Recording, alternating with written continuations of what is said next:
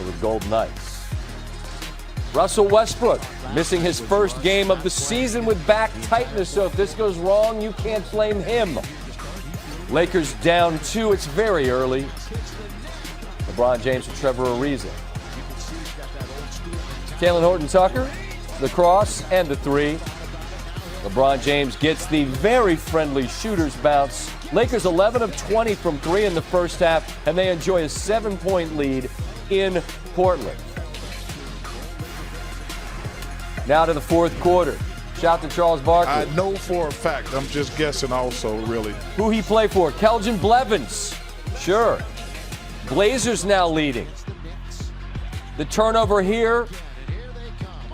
Trendon Watford down the lane, and the Blazers now lead by 7. LeBron approaching that halfway mark of the fourth, hits the 3. Lakers within 1. Then it's James with a layup, and the Lakers are back in front by 1. Portland down 1. Jusuf Nurkic through the lane. Davis kind of got screened off by his own guy. On the other end, a steal. Anthony Simons. All 3 of these. And the Blazers lead by 4. Under 3 to go. James down the lane. And the Lakers are within 2.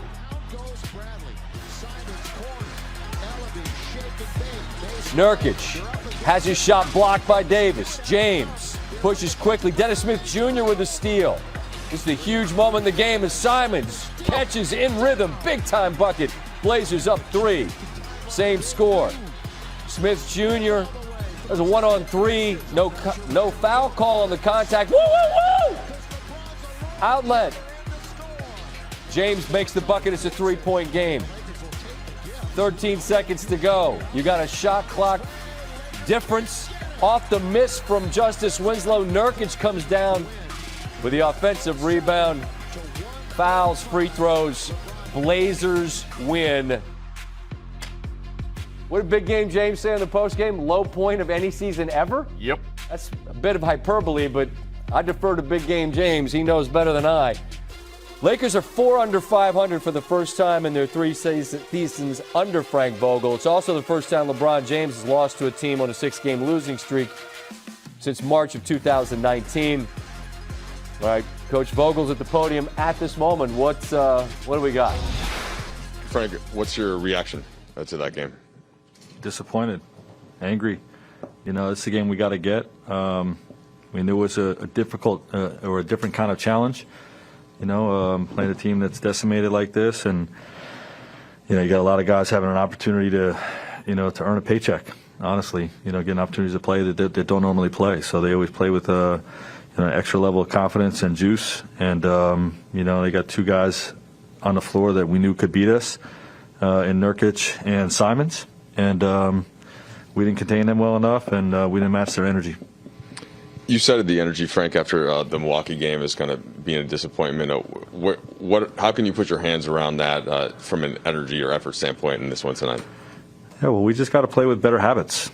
You know, that's what we talked about. We watched film on it this morning from the Milwaukee game. You know, the habits of this team, you know, haven't been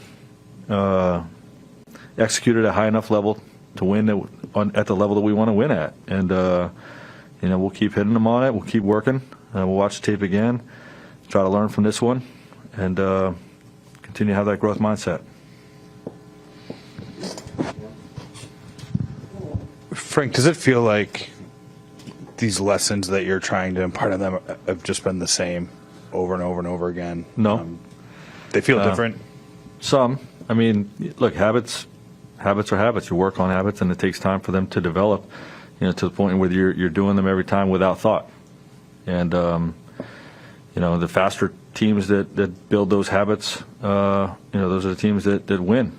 And you know, we haven't gotten them done, you know, at a high enough level. So a lot of these losses are, you know, every loss is different. Everyone feels different. And you know, this one's definitely disappointing.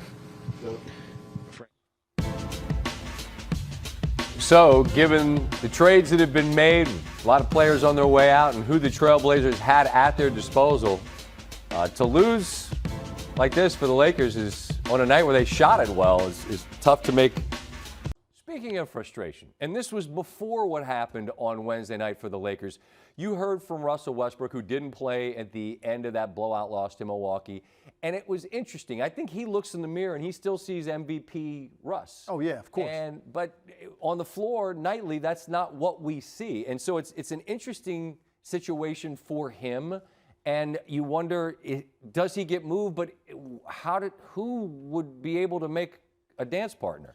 Russell Westbrook could be 75 years old sitting in a rocker on his front porch thinking he can give somebody the business tonight, right? So there's no question he believes in it. And look, he's had a lot to deal with these last few weeks. 3 times now he has not been on the floor at the end of a close game when he's not in foul trouble and not hurt. Maybe the first 3 times this happened to him since probably his second year in the league. So he's trying to deal with it the best he can. Look, this does not fit. We saw it early on. I had questions the day the trade went down. Yeah. I said, how is this going to work out? Because I don't think Russell Westbrook's ever going to find rhythm, and he's already a guy that is prone to not having rhythm. He plays based off of energy and sheer raw athletic ability. Now you take a complete lack of rhythm offensively, a guy that's really trying to get out of the way more than anything else. What do you think it's going to look like? About what we saw. The problem is this. How do you trade something like this? An aging guard that's not the player he once was that makes that kind of money. There's virtually no deal to be made. Let's see if the Lakers can figure something out, and is that why Russell Westbrook did not play on Wednesday night? Just in case they can find somebody out there willing to take this on tomorrow. And then they went out and got beat by the zombie Blazers, who did, Vogel said they had 2 guys that could hurt us, and they did. They're a flat out mess right now. There's no other word for what's going on with the Los Angeles Lakers. Well, it's Dame time in Portland. It's time. NBA reporter Dave McMenamin covering the Lakers and joins us now. And sources have told you that the Lakers believe their roster is not working and that something must be done. What can they do before tomorrow's trade deadline to try to shake up the roster? Kevin, they're in a tough spot. You look at their roster makeup, they have the big 3, all of them making around $40 million apiece between LeBron, Anthony Davis, and Russell Westbrook.